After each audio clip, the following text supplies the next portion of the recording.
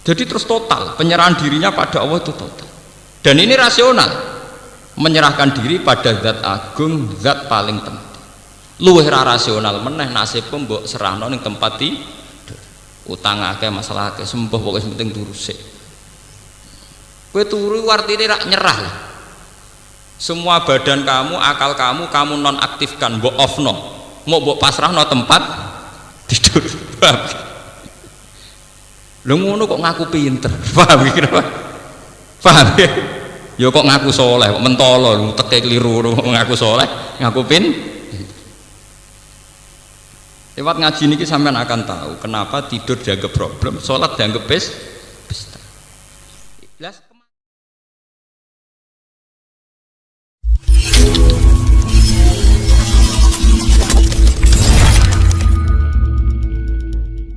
Bismillahirrahmanirrahim. Qul law antum tamlikuna khazaina rahmati rabbi idzal amsaktum khasyatal infaq wa kanal insanu qatura. Walaqad atayna Musa tis'a ayatin bayyinatin fas'al bani Israila isja'ahum faqala lahu fir'aunu inni la'adhunnuka ya Musa mashura. Qala laqad alimta ma anzala haula'i illa rabbus samawati wal ardi basair wa inni la'adhunnuka ya fir'aunu mashura.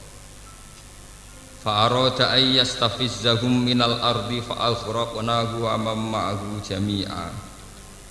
Wa qulna min ba'dihi li bani Israila askunul arda fa idza jaa'a wa'dul akhirati ji'na bikum lafifa.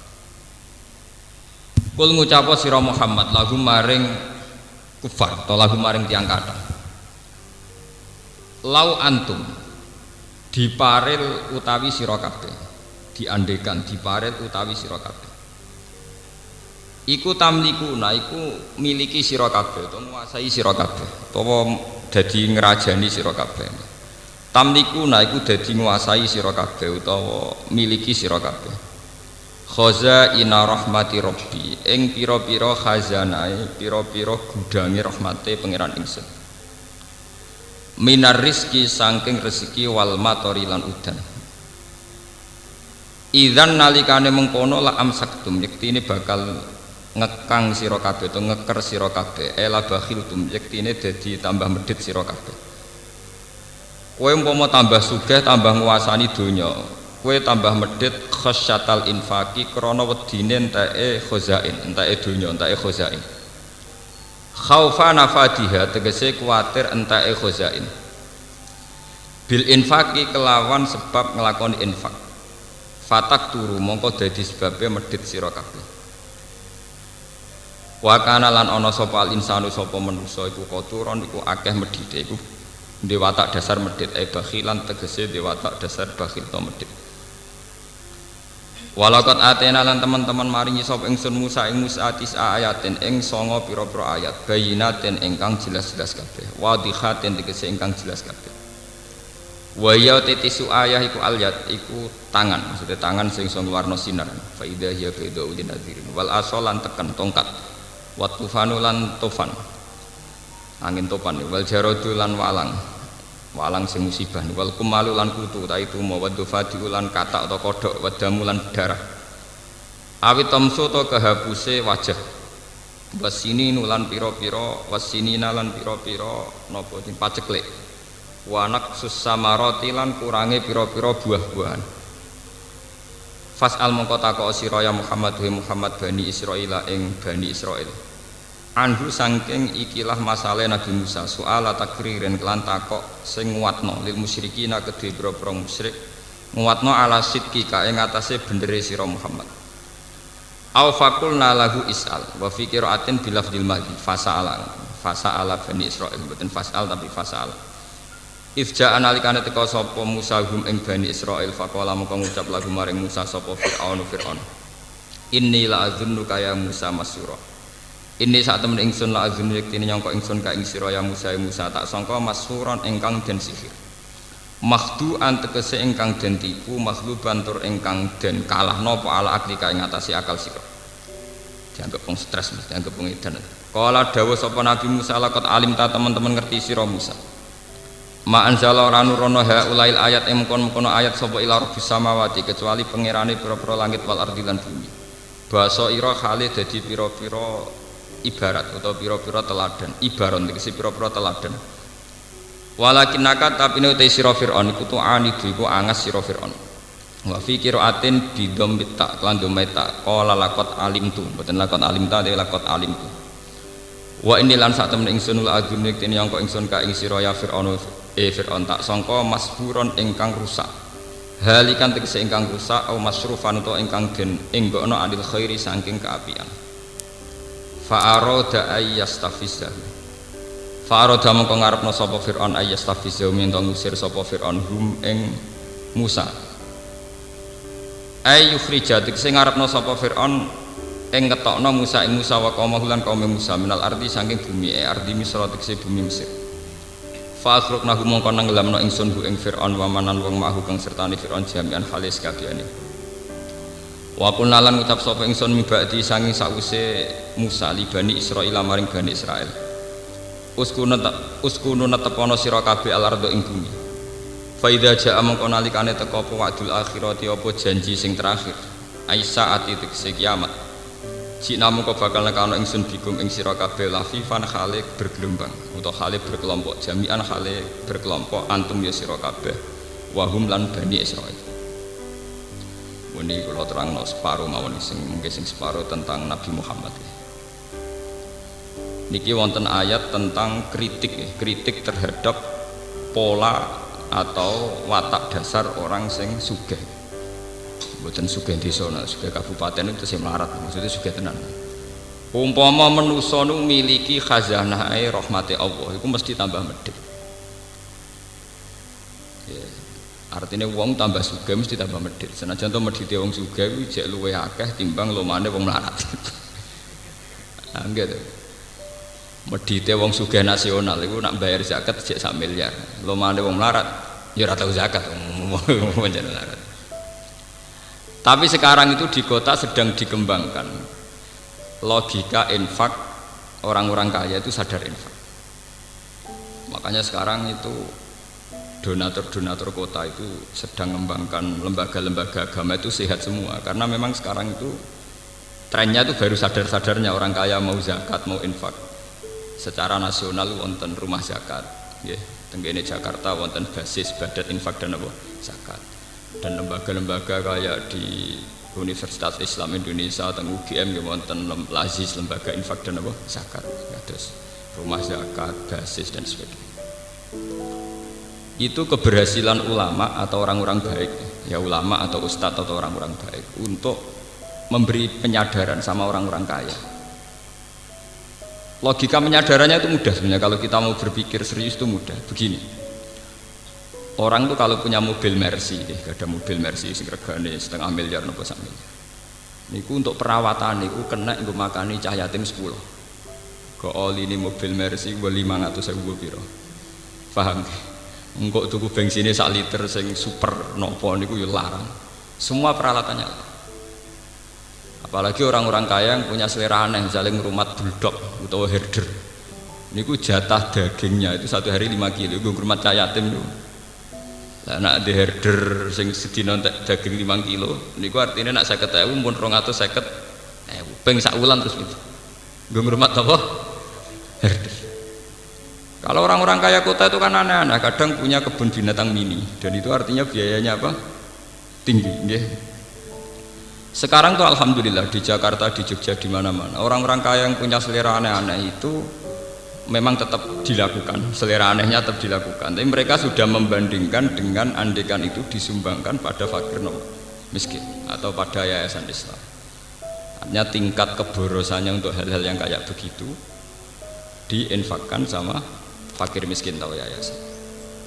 Dan itu yang sekarang baru digarap kayak Ustadz Mansur dengan banyak bikin pondok tahfidzul Quran, terus ya banyak lah orang-orang yang menggalang dana dari donatur-donatur yang cara berpikir sekarang sudah mulai benar, yaitu dibandingkan kayak begitu. Mereka wong sugih niku nak mboten diingatkan begitu, biaya untuk asetnya itu lebih tinggi ketimbang napa umpama digo ngrumat sinten fakir napa miskin. Nggih jenengan bayangno wong ngrumat mobil senilai 1 miliar itu putaran perawatannya itu 1 bulan minimal masih 2 juta. Nggo ngrumat napa mobil. Nah itu nggo digo sedekah niku mun manfaate mboten karuan. Karena tidak mungkin mobil rego 1 miliar kok oline rego ning dalan. Pas pinten ramu pinten itu 20.000 betul. Nah sekarang alhamdulillah kesadaran itu ada. Tapi tetap saja ngendikane pangeran, kalau kamu yang menguasai aset dunia ini tentu kamu akan takut lamsaktum khosyatal apa? Infak. Nah, sekarang tuh orang-orang tuh tertipu karena sekarang ada lembaga-lembaga donor, misalnya kayak orang-orang kaya di Amerika, di Eropa, itu mereka memang ada donor. Kalau ada gempa, ada tsunami nyumbang sampai miliar. Tapi mereka itu dapat uang dari karena menggarap aset-aset kita. Misalnya Amerika nggarap Exxon Mobil di Indonesia, nggarap berbagai perminyakan di Indonesia, Freeport dan sebagainya. Memang ada dana safety net, dana sosial. Ya dan memang miliaran karena dari aset triliunan tentu miliar. Sementara kita sing mau donya dikekno separo wae cek 20.000 donya induke mok 50.000. Dikekno separo mok selawe napa? Ya. Tapi ini jadi pelajaran gitu. Mana kalau matur nuwun nggih ambek tiang-tiang kota sing menggalang itu. Sekarang itu ada kesadaran gimana orang-orang kota itu sadar bahwa saat mereka itu kikir terhadap fakir miskin, saat mereka kikir terhadap yatim piatu, toh mereka mengeluarkan uang puluhan juta untuk aset-aset yang mereka miliki. Pemenang sing nak diselera aneh-aneh itu tadi kayak ngerawat mobil mewah itu ya biayanya tinggi. Ngerawat benda-benda seni itu juga biayanya apa? Tinggi. Kemudian wong kota sing diselera mobil mewah sitok Alphard 1 miliar, wis ngono di mobil antik 5. Golek suku cadange tok ning Jerman. Paham? Bahwa itu biayanya berapa untuk memenuhi apa? Seleranya. Tentu karena putaran biayanya tinggi, mereka pastilah amsaktum khosyatal infak. Nak duitku 1 juta tak kena fakir miskin, yang kok aku nak tuku oline Alphard piye? Nak tuku oline Mercy piye? Bahkan apa sudah kau fakir miskin rasido, langkau herderku gak mangan, sedino entek daging 4 kilo. Wong fakir miskin dibandingin apa? Herder. Paham ya? Ini penting kalau terangkan. Makanya pentingnya umat Islam punya ketegasan hukum. Niku kados tengene fikih-fikih. Ngerawat hewan sing gak jelas manfaatnya harus divonis haram. Karena efeknya nanti orang tidak peduli. Efeknya orang tidak apa? Tidak peduli. Saat ini sampai delok mau. Wong lagi duwe sapi, kowe ora tau ngedusi anake, malah esuk ngedusi sapi. Lha itu kan mboten usah ado-ado. Paham ya? Wong seneng manuk perkutut, esuk-esuk dilapi, kandange dilapi, padahal anake bekompol dibeno. Tapi nak telek perkutut, esuk napa? Steril terus. Artinya betapa manusia itu mudah lupa. Ngger duwe mainan, di kesenengan terus. Begitu juga menyangkut dunia sepele, kok tiang-tiang melarat niku rak mestine kudu sayang mbek anak. Tapi gara-gara gelas itu pecahno anake, anak ditabuki. Gelas regane mok 2.000. Jiwet anake ditabuki mau anake mriyang, preksa entek 200. Oleh kedonya nomor gelas pecah. Nak kula tak haram tenan bojo kula nyentak anak perkara gelas pecah, TV meneh ada gelas, TV pecah kira-kira ora tak sentak. Mosok anak kok dibandingno TV, anak kok dibandingno gelas. Ya itu tadi, karena kita merasa memiliki. Dan ini cara ilmu hikam, cara tasawuf. Kenapa terjadi khasyatan infak? Karena salahnya kamu tamlikuna khazaina rahmati rabbi. Kamu merasa memiliki. Jadi awal dari kamu kikir karena merasa memiliki. Itu beda dengan dari awal kamu hanya merasa titipan. Merasa itu milik Allah yang diamanatkan ke kamu. Karena itu bisa merekonstruksi, bisa merubah pola pikir Anda. Misalnya sampai di duit ngerasa itu mau titipane pangeran, wae pangeran. Tentu cara kamu berpikir wa fi amwalihim haqqul lisaili wal mahrum, bahwa dalam harta yang kita miliki ada hak bagi orang lain. Tapi kan kita terbiasa dengan bahasa keangkuhan, ini milik saya, hak saya. Paham ya? Makanya cara ilmu-ilmu tasawuf, wong nak salah awale mesti salah mrine. Sing disebut al bidayah lahian nihayah. Al bidayah lahiyan nihayah. Kawitane perkara mesti dadi akhire perkara. Sampeyan nak duwe dhuwit 50.000 dari awal ngerasa wae pangeran mau titipan. Iku lomo ya gampang. Tapi nak dari awal ngerasa waekmu ya angel. Sampeyan dadi kiai nak ana santri kirimane pangeran, cek bubar cek apa ya enteng. Dhisik sing nekakno pangeran saiki sing bubar pangeran. Tapi nak ngerasa wae ngaji kiai liya godhenge ra karuan. Terus meriang. Mergo ngrasa wae dadi iku ya ana asal usule wong medhit wong drengki ya ana napa asal usule. Paham ya? Ngrumat anak bojo ki ngoten. Kula nu nganggep bojo kula ya amanate pangeran sing dititipno kula kan ngrumat anak nggih. Sehingga tingkat otoriter kita, tingkat otoritas tertinggi kita, tingkat otoriter ya sifat-sifat menang sendiri ya kurang. Tuh aku diamanati ke otoriter. Coba kalau itu kamu wong wedok wani wong lanang. Wong lanang pemimpin tertinggi. Oh, terus saya naik dewe. Makanya itu ada orang salah langkah itu ya dari awalnya cara berpikir salah. Makanya kalau maknani wa tamlikuna khazaina rahmati rabbi ngrasa duwe. Sebenarnya dia tidak pernah punya tapi ngrasa napa? Ngrasa. Coba kalau zaman Kanjeng Nabi nak nglatih wong lomo itu gampang. Pancen Nabi wong pinter tidak nglatih. Misalnya ada cerita gini, ini jadi pelajaran bagi kita. Suatu saat Nabi itu tanya Aisyah, saya ingin sarapan dengan daging yang tadi. Jadi Aisyah, wah muntelas ya Rasulullah, daging yang tadi sudah saya kasihkan fakir miskin. Jadi Kanjeng Nabi, kowe salah Aisyah, sing mbok kekno sing ijek. Jadi alhamdulillah sah ijek ana sing ijek. Artinya kalau daging itu dimakan untuk kepentingan pribadi, kanggo selera. Niku entek, mergo dekne entuk hadud dunya, tapi justru dikakno fakir miskin niku ijek. Alhamdulillah sah kok ijek. Lha mun kula kok ana fakir miskin lha ya iku malah sing ijek. Sehingga orang-orang dulu itu karena anut Kanjeng Nabi itu biasa misalnya di dhuwit 50.000 dikakno wong 20.000 digo ngamal. Mergo ben ana sing ijek. Paham nggih? Ben ana sing ijek. Nah, kita kan walian, muni sing ijek sing ning kota.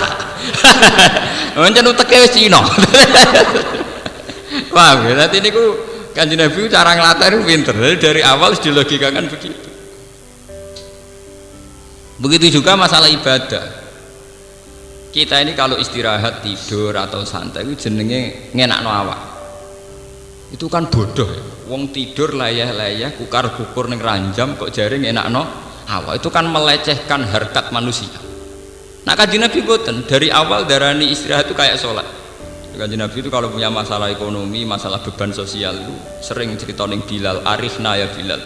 Mbok aku paringi istirahat Bilal, aku kasih istirahat.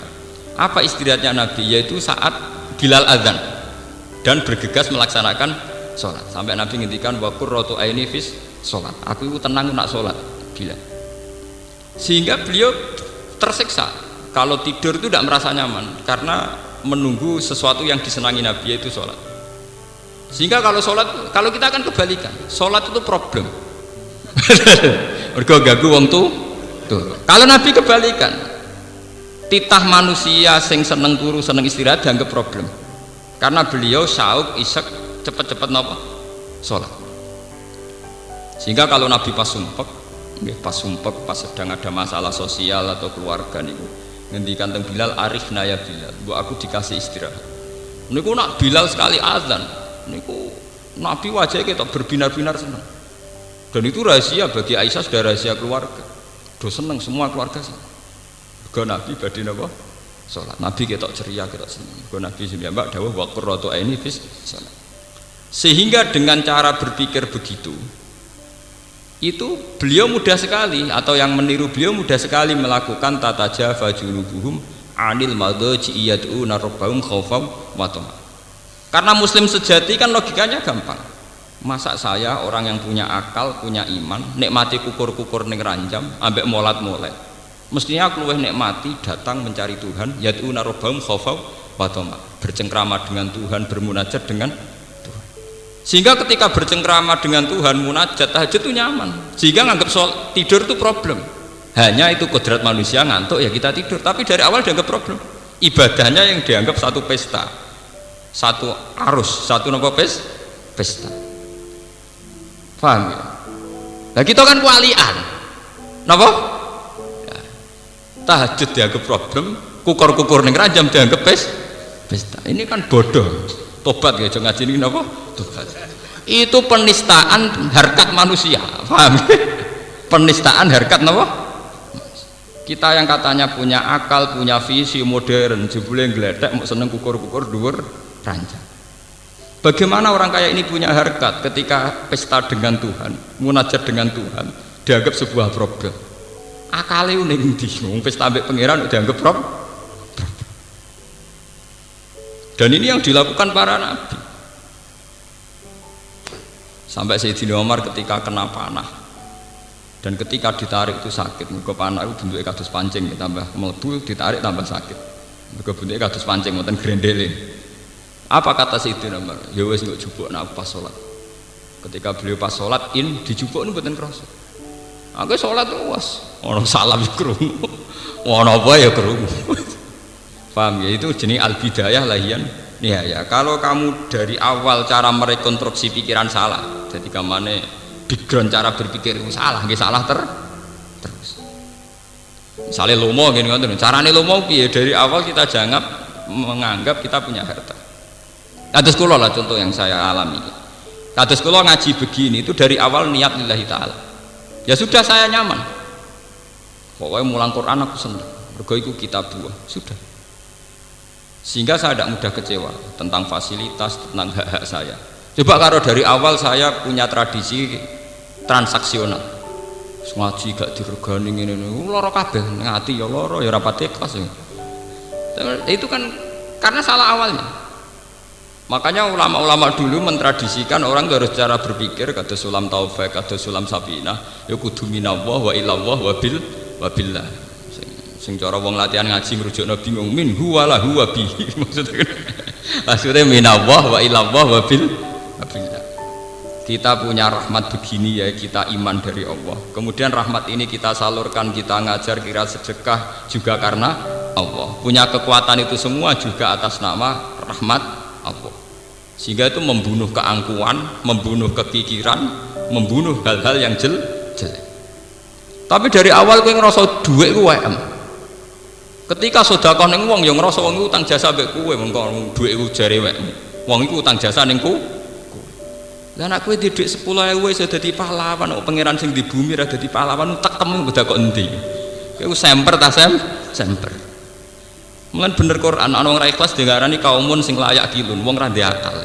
Wong ra ikhlas itu cara Quran wong ra duwe napa? Akal. Logikanya jelas. Kalau saya punya uang 1 juta tak kasihkan orang saya merasa pahlawan. Bagaimana yang punya bumi enggak dianggap pahlawan? Wong kula iso liwat ngekekno fakir miskin ya liwat bumi ku wae pangeran. Engko aku di dhuwit kok adol jagung sing gawe jagung ya pangeran. Misalnya aku mergo dadi visioner dibayar dadi profesional sing nekdir rahmat iku ya pangeran. Lho saiki didik 1 juta tak kena fakir miskin iso undat-undat. Iku nek rasane semper wong. Makanya ikhlas itu logika tertinggi. Saya itu pernah seminar teng Jogja ditakoki, "Kenapa Pak umat Islam menyarankan ikhlas?" Jawaban kula enak. Ikhlas adalah logika tertinggi seorang manusia. Karena dengan ikhlas artinya kita berpikir objektif. Jika Anda punya uang 1 juta kamu kasihkan fakir miskin dan kamu merasa itu uangmu, itu namanya tidak rasional. Bagaimana Anda merasa itu uang kamu? Ya, karena yang kerja saya, kamu pakai apa kerja? Pakai tangan kakimu, itu yang bikin juga Allah. Semua itu ciptaannya Allah. Kamu bisa melakukan itu juga ciptaannya Allah. Bagaimana mungkin kamu merasa kalau uang itu milik kamu? Makanya sama-sama ngaji Quran, nak wong alim yang kastanya tinggi, tentu dia akan baca walillahi mulkus samawati wal ardh, bahwa semua ini milik Tuhan. Ya akhirnya bisa melakukan innama nutimukum liwajhillahi la nuridu minkum jazaa'u wala syukur. Aku ngekeki mangan kowe iku ikhlas, ya ora kepengin mbok wales, ya ora kepengin kata matur nuwun. La nuridu minkum jazaa'u wala syukur. Karena logika ikhlas itu paling gampang. Kula niku mboten nyesal misalnya sampeyan dadi kiai bubar ana sing seneng, kula mboten nyesal. Semua amal yang saya ikhlaskan itu pasti abadi di depan Allah. Meskipun mungkin cara lahir ada genjang-genjing di kehidupan ini. Misalnya rasanya jadi kiai kadang yang naik turun ke gelombang. Nah, kalau betul nanti kepikir. Wong kanca-kanca kula sering konsultasi mbek kula. Gus sampe dadi kiai kok pede. Ngamal apik jera pede jawaban kula. Lah nek sampean misale Gus, jenengan ditakdir jatuh ora ono sing seneng kowe. Ora ono jatuh, nek ra ikhlas ku jatuh. Angger isih ikhlas ora jatuh. Lah saiki aku duwe pengaruh ya mulai ibadahku ngaji. Sampeyan nek pengaruh bubar ibadahku wiridan dhewean gampang kok repot. Ibadah yang kedua ya infak pas melarat ya sabar to pancen ibadah yang melarat apa meneh. Pas dadi kiai ibadah mulang wis dadi kiai wiridan kok repot. Artinya kalau semuanya berdasar ikhlas itu pasti nyaman, pasti napa? Nyaman.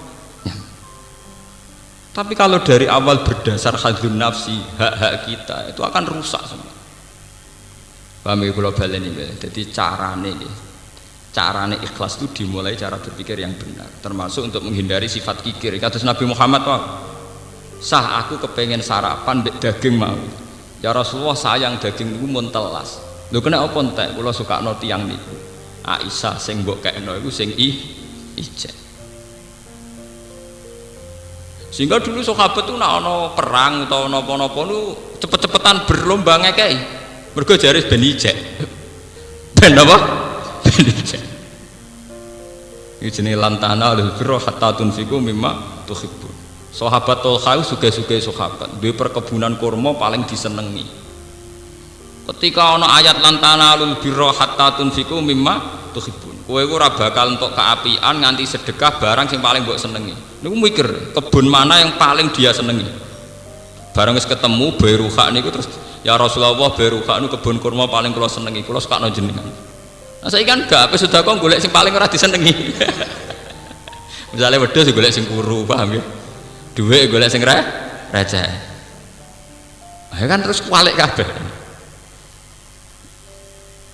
Ya karena dari awal itu nganggep sedekah itu yang abadi. Berarti nak sing tak kekno barang paling apik kok sing abadi tak panen ning akhirat ya barang sing paling napa? Karena konstruksi pikirannya sudah benar, otaknya sudah benar, paham gitu? Tapi kita kan boten nganggep yang kita kuasai itu yang masih, yang kita kasihkan orang yang hilang. Begitu juga Nabi Ibrahim, terus Abu Bakar, Sayyidina Umar, orang-orang soleh itu begitu. Kalau baleni malih, jadi masalah cara berpikir itu kita harus anut Rasulullah. Di misalnya Nabi itu nganggep sholat itu istirahat, nganggep tidur itu kodrat manusia. Jadi tidur yang dianggap problem, bukan sholat yang dianggap apa? Sehingga coba sampean delok teng Quran, tatajafa junubu. Mereka mengangkat lambungnya, ngangkat songkot tempat tidur, anil madoja. Lho bahasa Arabe nggon turu ora jenenge nggon turu. Nggon turu artine nggon setengah mati, nggon wong aras-arasen, nggone wong kukar. Sementara sholat itu satu pesta dengan Tuhan, satu komunikasi dengan Tuhan, Raja alam raya ini. Wong kowe ketemu presiden bangga mrakaru. Mestinya cara logika kita, lo sholat itu harus kastanya tertinggi karena tempat di mana saya munajat be pangeran, komunikasi be pangeran. Sementara ranjam statusnya mau tempat tidur, tempat arasan.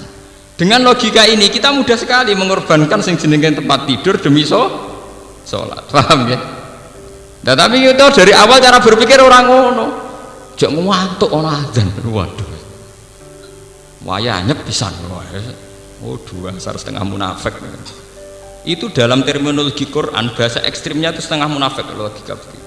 Itu yang disebut Quran wa idza qamu ila sholati qamu kusala. Wong munafik ku salat tapi rasa-rasen. Jadi nak salat yo ana rasa-rasen ono semi munafik ya cara Quran.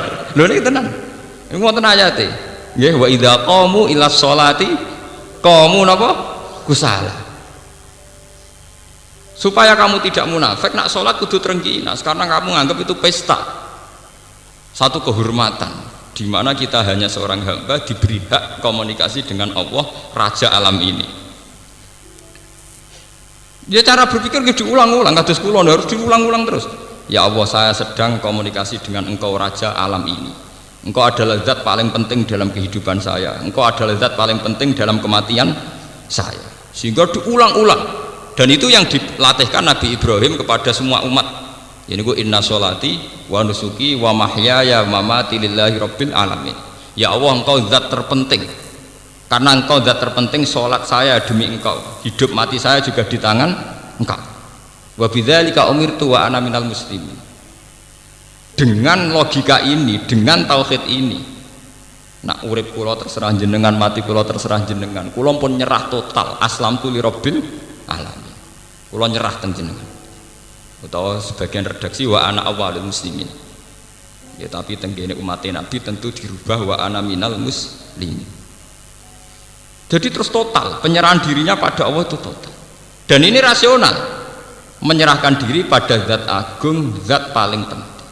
Luwih ra rasional meneh nasib mbok serahno ning tempat tidur. Utang akeh, masalah akeh, sembuh pokoke penting turu sik. Kowe turu artine rak nyerah lah. Semua badan kamu, akal kamu nonaktifkan, mbok offno. Mau mbok pasrahno tempat tidur. Lho ngono kok ngaku pinter. Paham iki apa? Paham ya? Ya kok ngaku soleh, kok mentolo, teke keliru ngaku soleh, ngaku pinter. Lewat ngaji niki sampean akan tahu kenapa tidur dianggap problem, sholat dianggap pesta. Lah kematian juga begitu. Kowe nak ndelok mati, wak wedi. Wong Indonesia melarat lah mati wedi. Oh, sak urip-uripe ora tau duwe dhuwit, urip disia-sia tangga, nak jenenge mati tetep napa? Wedi. Coba kalau logika kematian kita rubah. Kados sing diajarkan Jalaluddin Ar-Rumi. Alhamdulillah teng Indonesia nak tiang-tiang kuno itu melok Jalaluddin Rumi, meskipun ora asal usule tapi melok-melok. Meskipun akhirnya dipakai teroris. Jalaluddin Rumi itu seorang sufi zuhud. Beliau terkenal sekali, tiang Khurasan. Beliau itu walhasil muridnya banyak, beliau pengaruhnya besar. Beliau saking senangnya Allah itu punya tarian isek yang disebut tarian apa? Rumi. Jadi nyanyi wiridan-wiridan sambil apa? Nari. Walhasil suatu saat mau tiba ajal, terus murid-muridnya nangis. Ditakoki Jalaluddin Rumi, kowe kena apa jeng nangis? Saya tidak bisa bayangkan jenengan mati, meninggal. Berarti jenengan terpisah dari kita. Jari-jari Rumi nangis, kowe keliru, kowe goblok. Kematian itu adalah hari pesta, malam pengantenku. Jadi pertama sing istilahno kematian itu penganten sinten Jalaluddin Rumi. Kematian itu malam jadi pengantin. Aku wis suwi nyesal. Mergo ora ketemu zat paling tak seneng, yang paling saya cinta. Maksudnya ketemu kue-kue aku nyesal. Mergo padha makhluk era jelas. Aku kepengen nang ketemu zat paling tak senengi, paling penting dalam hidupku, yaitu Allah Subhanahu wa taala. Makanya beliau terkenal terus ngendikan, jadikan malam kematianku malam pesta. Diarani malam pengantin. Ini di karangan Sibul Arus ya. Malam napa pengantin. Lah terminologi iku delalah sing nganggo ra kowe-kowe iku, wong-wong Islam kan. Sing nganggo teroris, mana kedel-kedel. Oh, jenenge kiai biasa-biasa ini mbek mati wedine ra karuan. Paham ya? Jenenge nak lara iku dokter ya dinggo, dukun ya dinggo, saking wedine mati. Saking wedine napa? Mati. Nak dokter tok kuwatir lanane berkait santet.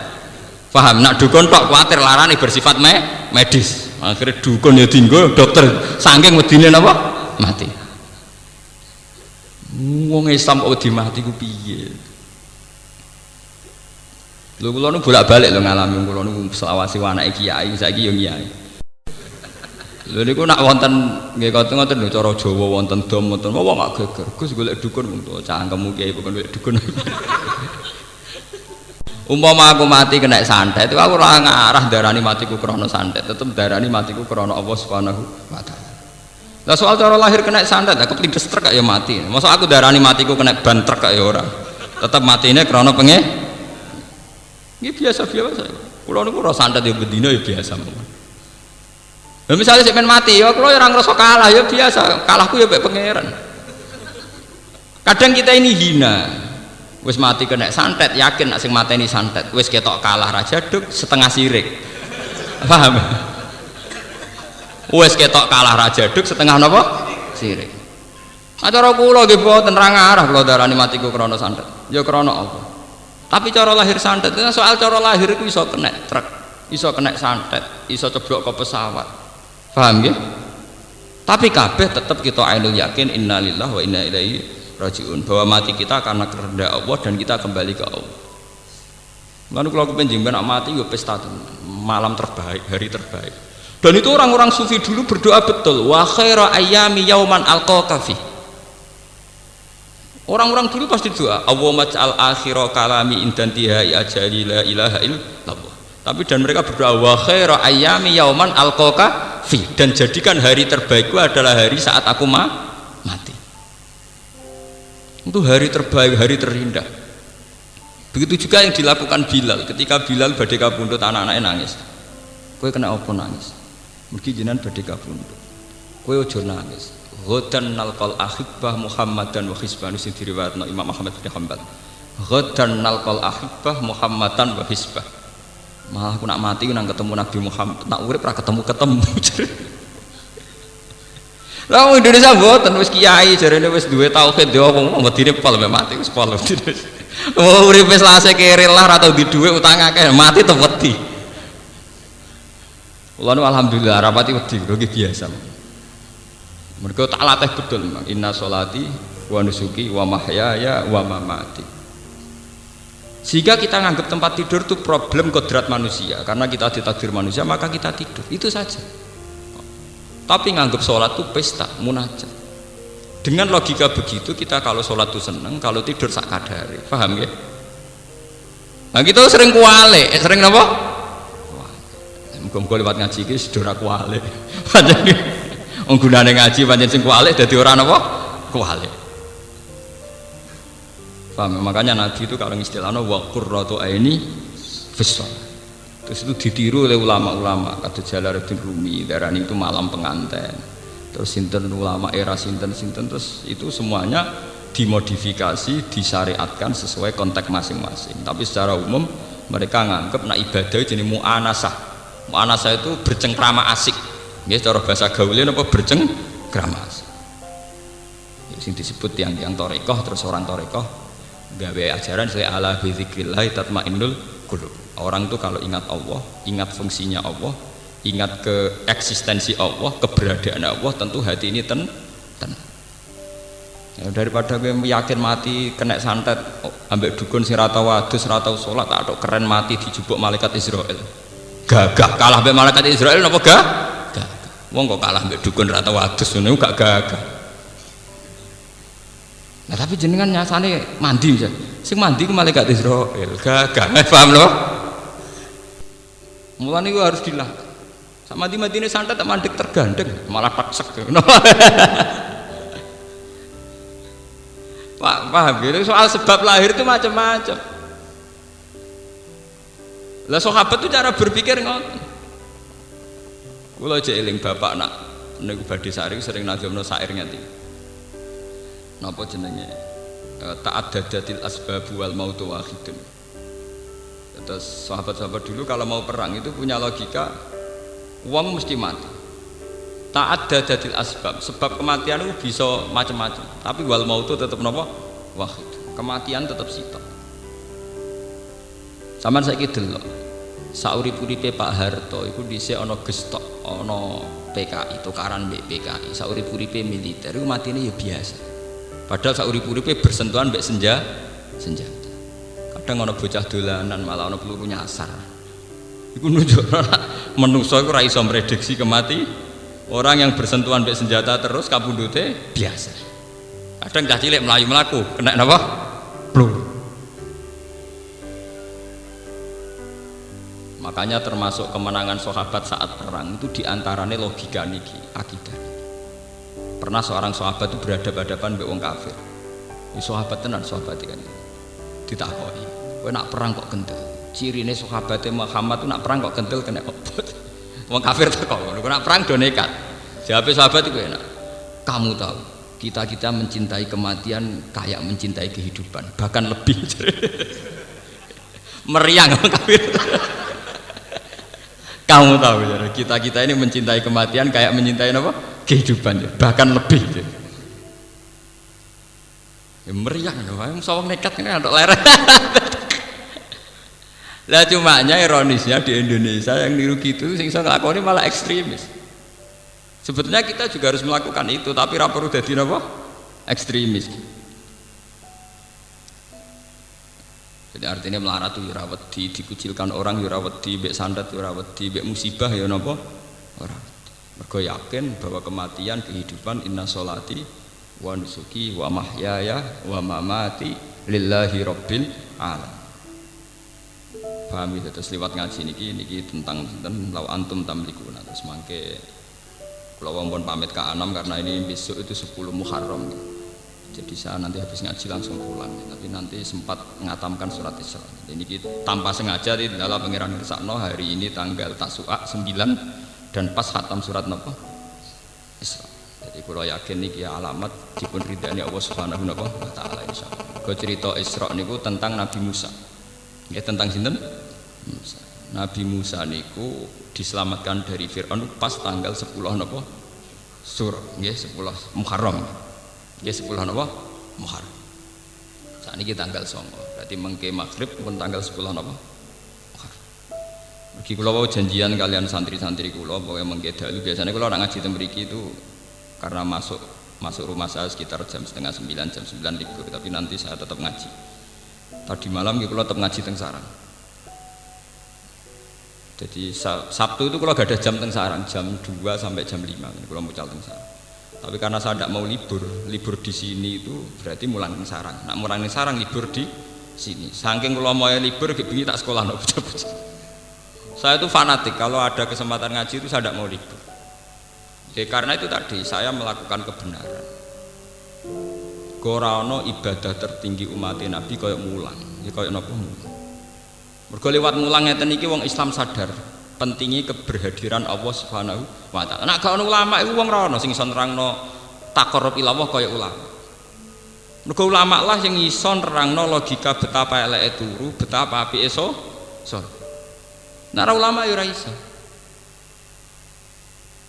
Ya mubalek rada iso paling nerangno gunane salat go jalbur rezeki malah wong Islam dilatih kapitalis. Lembaga religius spiritual dikompensasekno mbek material. Paham malah jegelan malah ajaran apa malah ra jelas. Masuk lembaga sakral dikompensasekno mbek napa? Ambek napa? Kapitalistik, ambek napa? Materialis. Kalau termasuk kiai paling nentang. Kowe nak salat ngene rezekimu jembar. Salat itu sesuatu yang sakral, jangan kompensasikan dengan yang materialistik. Ya, tapi wong Islam nak ra salat terus gini piye? Cina ora tau salat juga.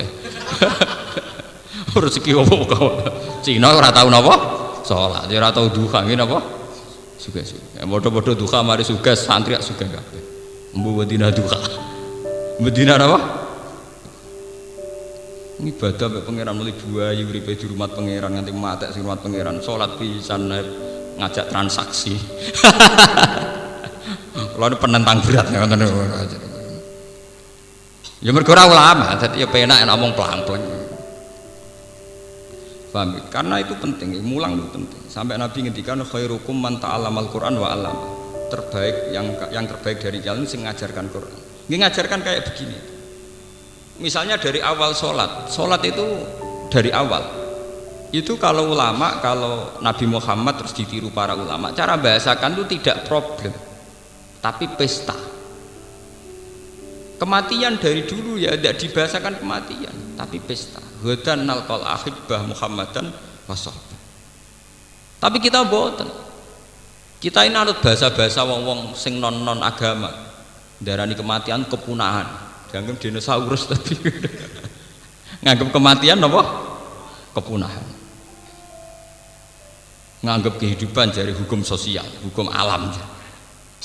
Kapan kita jadi mukmin sejati kalau nganggap kehidupan adalah hukum alam, nganggap kematian hukum paham gini lewat ngaji niki ben imani sampean tambah kukuh. Sayyid Husain itu dikabunduti tanggal 10 Muharram oleh penelikung pemerintahnya Yazid. Itu kenapa beliau berani mati? Ketika utusannya Yazid bilang, "Ya Husain, karena Hasan sudah menyerahkan pemerintahan ke Yazid, mbok kamu sekaligus menyerahkan pemerintahan ke Yazid." Jare Husain, "Iya nak Yazid soleh aku ora apa-apa, urusane Yazid itu ora soleh. Zalim-zalime wong soleh nak ngakoni pemerintahane wong do. Zalim-zalime wong soleh nak ngakoni pemerintahane wong do." Terus jare utusane Yazid, Nak ngono kowe tak pateni, jape timbang aku urip ngakoni kebatilan atok mati. Idzan al mautu khairun. Karena mereka melihat kematian itu biasa sekali. Sampai muni idzan al mautu napa? Khair. Kalau gitu saya mati saja. Ada 10 Muharram diperingati orang Syiah dengan menyakit-nyakiti diri. Ke imam mereka saat itu luka, maka mereka meniru luka yang sama di hari 10 napa? Muharram. Tapi kalau orang Sunni mengharamkan pesta-pesta itu, apa ritual-ritual kayak itu, orang Sunni cukup ada ibadah spesial yang tidak rutin. Jadi ngendikane guru-guru kula, pokoknya hari yang cara Allah istimewa kita bikin satu ibadah sing napa istimewa. Misalnya biasanya ra qobliyah ya qobliyah, biasanya salat fardhu tok ya tambahi ba'diyah atau qobliyah. Biasanya medhit ya rada lomo, biasanya lomo ya tambah napa? Lomo. Lah nek misale sira lomo medhit tukang misoi bojo hari iku ramah, pokoke ana bedane.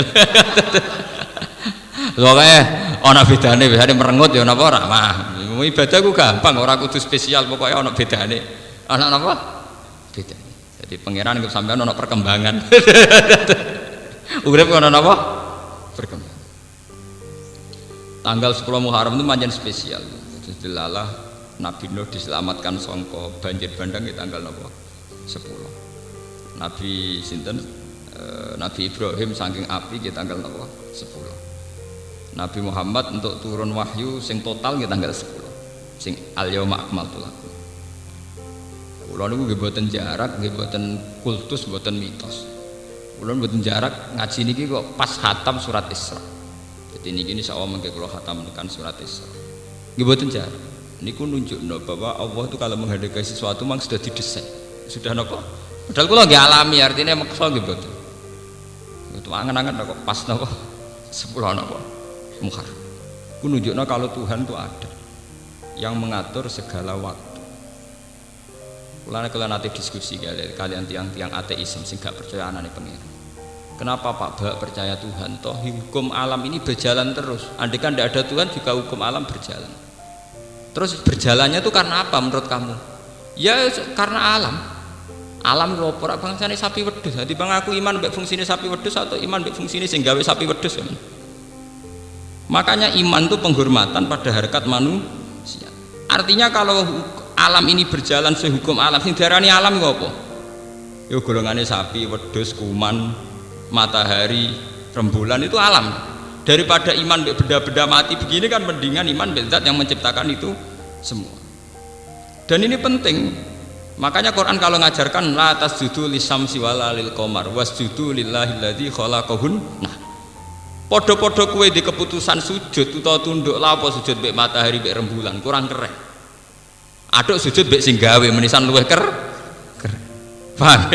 Lan jare Quran ngajari la apa kesujud mbek srengenge mbek rembulan. Podo-podo sujud mbek sing gawe napa? Sering. Sebab itu iman adalah mengangkat harkat manusia. Jawaban kula iki. Lah timbang ngimani mbek kebetulan untuk ngimani zat sing gawe kebetulan. Karena mereka tetap tidak bisa menjelaskan. Misalnya kenapa lelaki itu punya hormon mencintai wanita, wanita juga punya hormon mencintai lelaki. Lalu kamu unsurkan karena apa? Karena di situ memang sudah ada desain hormon di mana lelaki pasti senang perempuan. Lah ya desain itu asal usulnya gimana? Lah daripada kowe bulet nerangno teori ra barbar kok ngakoni wae ono sing gawe akbar to. Kowe nerangno nganti jlimet tetep ae dhewe ra paham.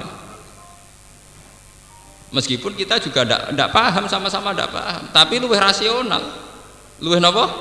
Rasional. Makanya Quran itu kalau bilang orang-orang yang iman kaum yakilun, kaum sing dianggap duwe akal. Sing ora iman dianggap kaum sing napa? Layak. Lah saiki wong Islam do bodho-bodho mau mikir. Imane iku iman taklid. Akhire kesane sing iman kaum sing layak kilun mergo bodho-bodho. Lah sing ateis kaum yakilun mergo pinter. Itu termasuk dosane sampean. Kenapa kita yang iman ora tahu mengolah otak? Paham? Sing ora iman aman mengolah otak. Ya iku mulane kudu tobat, kudu tobat.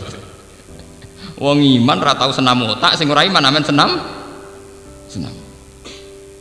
Lha iku nauzubillah min syarri dzalik. Mulane ketikane Kanjeng Nabi alamat dunya rusak iku nek wis wong saleh ora pati berperan.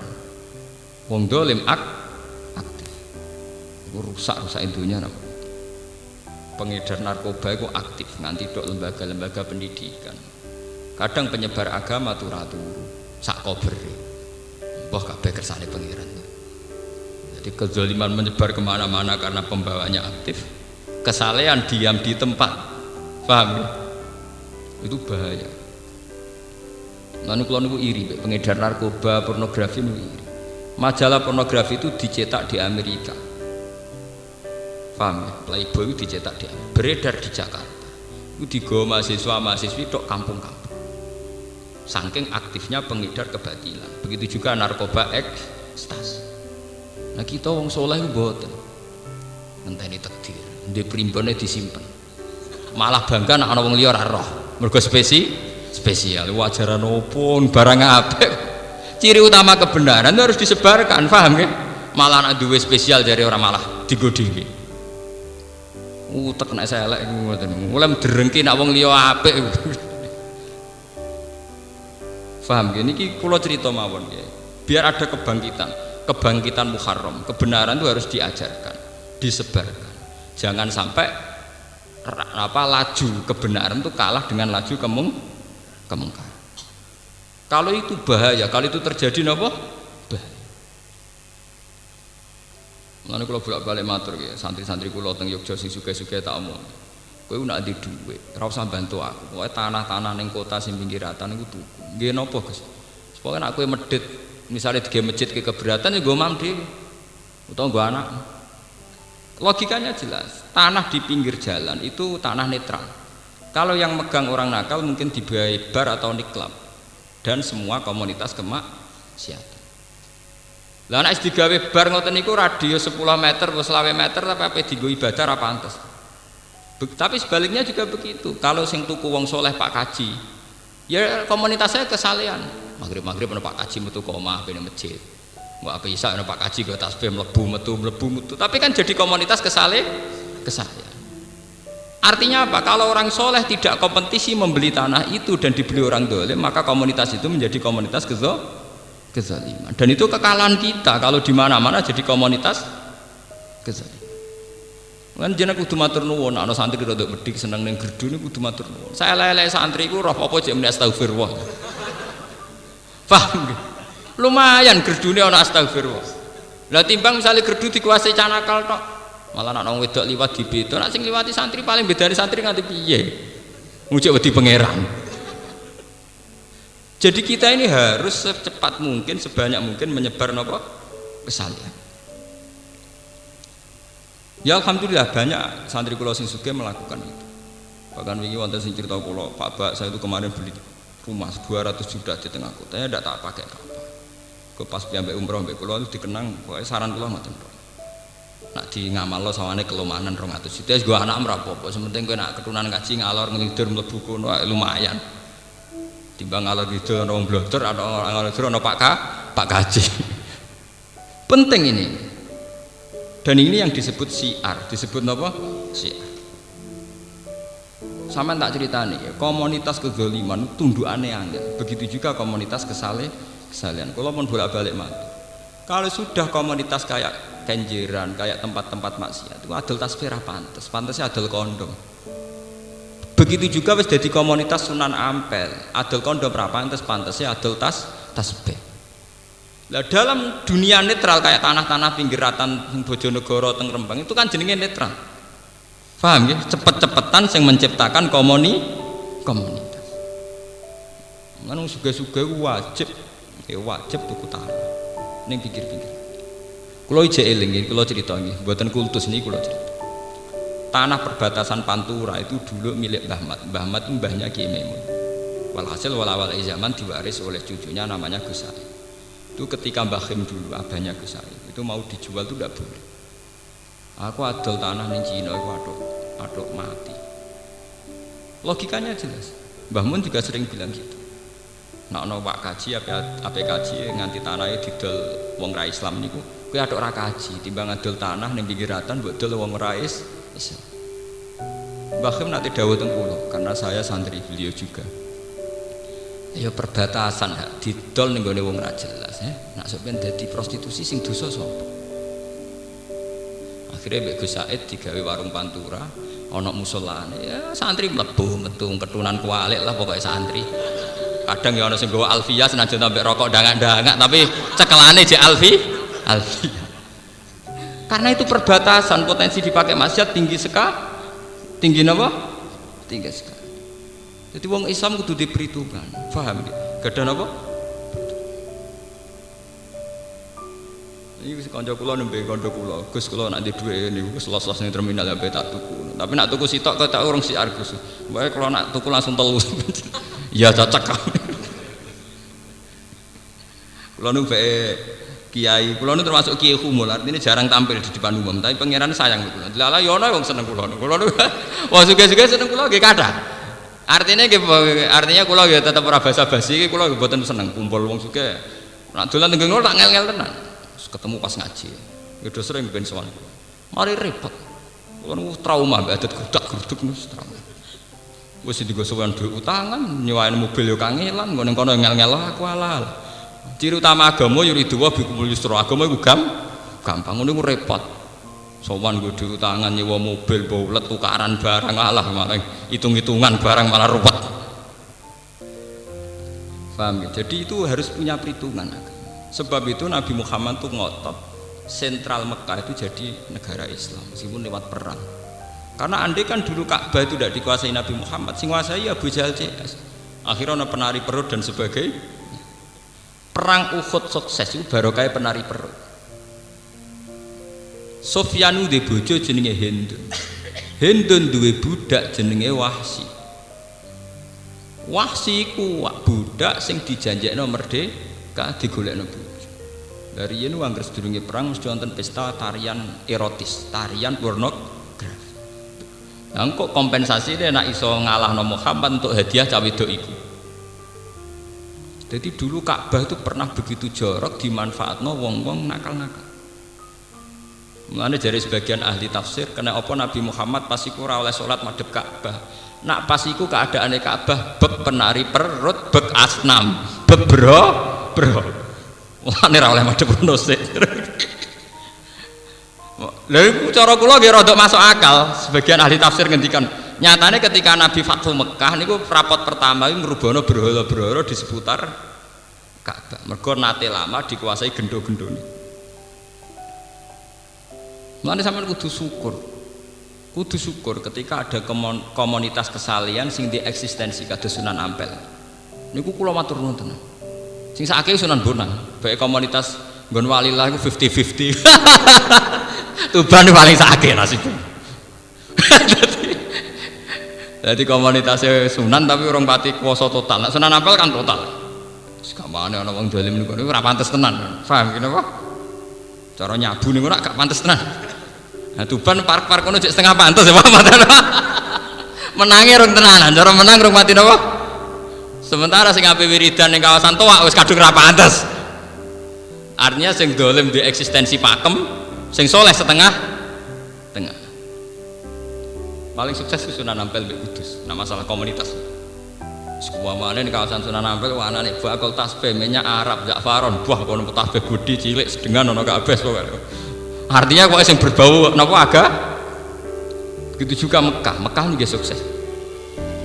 Kalau di Jakarta, di New York, di Hong Kong orang nginep di Hilton itu mesti ya wong blodor-blodor, wong pesta itu sing kelar nginep teng napa Hilton. Atau Mekah mboten. Ono hotel Hilton, hotel Hajat, tapi sing nginep wong ape umroh gak melepok lah. Hotel mewah kelas internasional sing nginep perkara wong ape napa umroh. Wong kula niku anggere jam 2 bengi niku nak ngopi teng lobi hotel Hilton. Mau ngopi ape itikaf niku ngopine teng napa? Lobi napa? Hotel iku wae. Kok dendam zamane pondok ngopi rego 2000. Saiki dendam ngopi rego 200 napa? Buan bangkrut Allah. Pokoke sementing tahu napa? Sementing napa? Tahu. Nek kula nak ape itikaf niku ngopi riyen teng lobi napa? Hotel. Mboten apa artinya sukses. Satu merek hotel internasional di mana identik ambek wong-wong ngoten niku.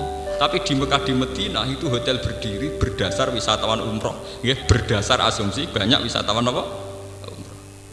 Jadi mlebu rono ya Pak Kaji. Artinya apa?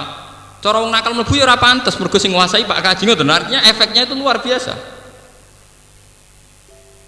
Mane mulai ini saat ini dilatih harus ada kompetisi. Fastabiqul apa? Khairat. Lalu kula terus tak kenang nggih mazhab guru kula Kiai Maimun Bakhi. Nak wonten tiyang badhe kaji, ki adol apa cung adol tanah demi kiratan mbok dol sapa? Misale mbok dol wong non muslim, ki ada ora kaji. Iku sok ben nak dienggo barang ra bener sing dosa sapa? Artinya podo-podo tetap kaji, oke lah didol yang podo Pak Kaji ini, tapi artinya harus dilogika lah bahwa itu nanti punya akibat, ya, potensi akibat harus dipikir, paham ya, kenapa? Dipikir. Mentang-mentang adol tanah terus kaji lah, jebule Pak Kaji teko fungsi tanah wis beda, saya nggobar ora meriang Pak Kaji ini, paham? Saya kira tanah digunakan apa? Bar ora meriang, gak iso dek ngelah, penting aku ramel-ramel lho. Orang melok-melok piye? Iku asal usulnya mergo dekne pelang-pelang ra mikir kok ora melok-melok piye. Itu akibat dekne ora tahu gelemi mikir. Paham? Begitu juga masalah wong soleh. Niki fatwa muhar. Wong soleh ki kudu menarik. Aja sampai wong dolim ku ramah. Pengedar narkoba, wong-wong pengedar barang-barang gak bener niku ora ramah-ramah. Lah kiai ini merengut terus. Akhirnya wong ahli maksiat menarik, kiai ini gak menarik. Iku ya lara, agama sampean ya lara. Mulane ana ayat fa bima rahmatin minallahi linta lahum walau kunta faddan ghalidhal qalbi lan faddu min haulik fa'fu anhum. Paham ya tadi? Fa bima rahmatin minallahi linta lahum mat. Atas rahmati Allah kowe iku ambek wong sing apik. Umpama kowe wong wangkot, wong sombong, mesti wong bubar. Sekarang tuh kedzaliman tuh punya sistem. Misalnya sistem marketing. Sing dadi PR, public relation mesti wong ayu, setengah blodor, wajib ramah, paham ya? Lah sementara wong soleh, sing tukang nyoko pengajian wis jenggoten kupereng, merengutan. Itu kan terus komunitas kedzaliman di daya tarik, komunitas kesalahan di keangkeran. Iku ya rapati cocok cara kula. Memang ndak harus diganti perempuan ramah nggih mboten. Maksudnya wis jenggoten ora usah kereng to. Wong wis wedi. Wong kiai wis salamane dikuwawal wong sangar-sangar. Lah iya. Pira-pira wong cek gelem salaman mbek kiai. Cek lumayan motor ampun. Paham ya? Jadi guru-guru kula riyen gadah fatwa ngoten. Sehingga tanah-tanah teng perbatasan itu alhamdulillah yang miliknya keluarga Kiai Sarang ya masih miliknya. Dan sekarang dipakai warung. Hanya dipakai warung itu ya fid dunya hasanah wa fil akhirati hasanah, ya ada musala, ada komunitas santri. Bocah ngalor ngidul nggo alfiyah, nggo takrib. Mbok paham mbok ora pokoke digawa ngalor ngidul, mbok ape ngaji, mbok ape mlaku-mlaku, sing penting kan komunitasnya kesalihan. Ya kaya wong Sunan Ampel nggo tasbih, mbok pas bingung eling pangeran ya ora jelas, sing penting sing digawa kan tasbih. Mesti digoleki ku aneh-aneh. Wong niat wiridan kok mboten sing kayu setigi. Lah nek setigi ora bedane opo? Padha-padha eling Allah Subhanahu wa taala. Masalahnya kan wis percaya magic tuh. Wae wiridan kayune kudu khusus. Iku ajaran apa meneh? Anjen aneh-aneh.